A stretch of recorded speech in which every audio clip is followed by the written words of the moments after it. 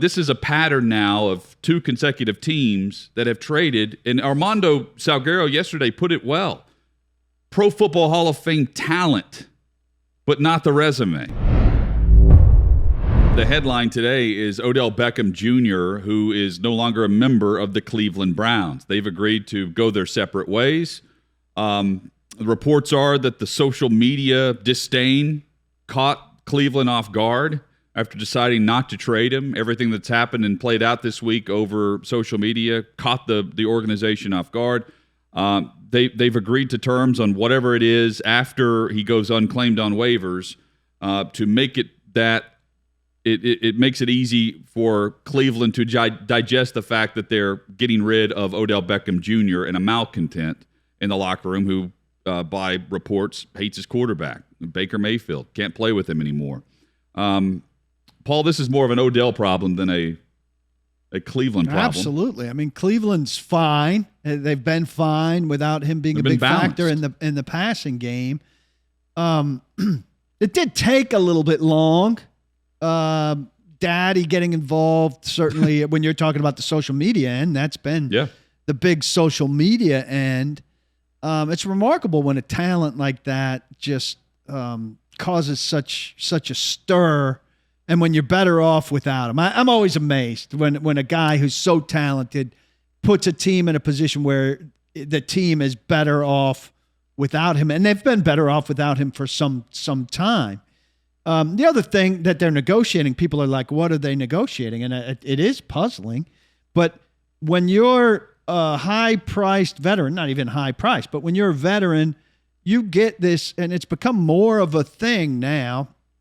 One time when you're cut in your career, you get termination pay if you clear waivers, which he will clear, or which he might not clear. I think it's expected termination pay. If Deshaun Jackson wasn't claimed because no one has cap room for him. Right, and so nobody has cap room for Beckham. So if you clear waivers, you get termination pay, which is basically what you were due. Mm-hmm. And I think what they've negotiated here is something like that. Hey, we're not going to release you to get this termination pay unless we negotiate something where you're not getting all of it if you're not claimed. This is a crossroads move for him because this is it. He's talked bad. He talked bad in an interview years ago with Lil Wayne about Eli Manning, and now Steve Smith is going on Thursday Night Football pregame on Odell's behalf. You would have to assume, talking trash about Baker Mayfield. Receivers defend receivers more so than any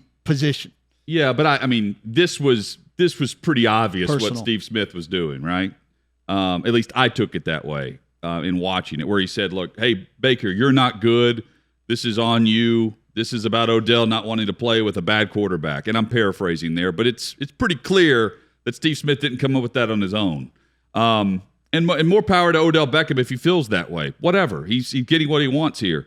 But this is a pattern now of two consecutive teams that have traded. And Armando Salguero yesterday put it well. Pro Football Hall of Fame talent, but not the resume.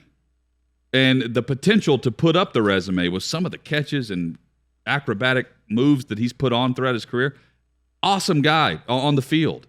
Off the field, time to put it together and actually bring something that produces in the postseason and produces more consistently than what we've seen with the Giants and with the Browns. Here's the thing that's puzzling, if you look at it broadly. Antonio Brown was way more trouble than Odell Beckham, right? He had off-the-field serious stuff that had to be sorted out.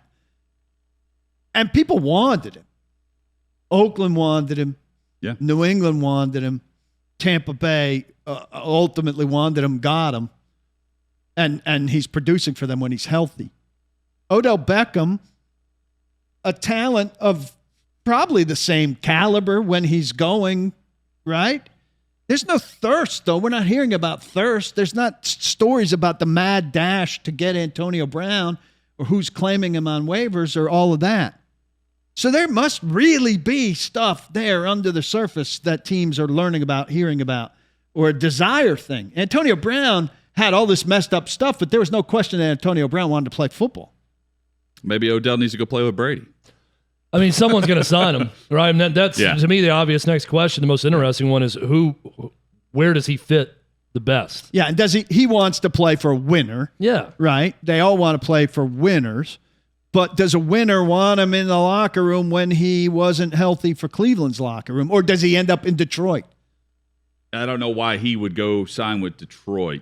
Well, that doesn't make sense. I don't know. He's going to have his pick here. Yeah, there still could be a waiver claim. Like there are teams with money who, could use a big splash, but it's dangerous.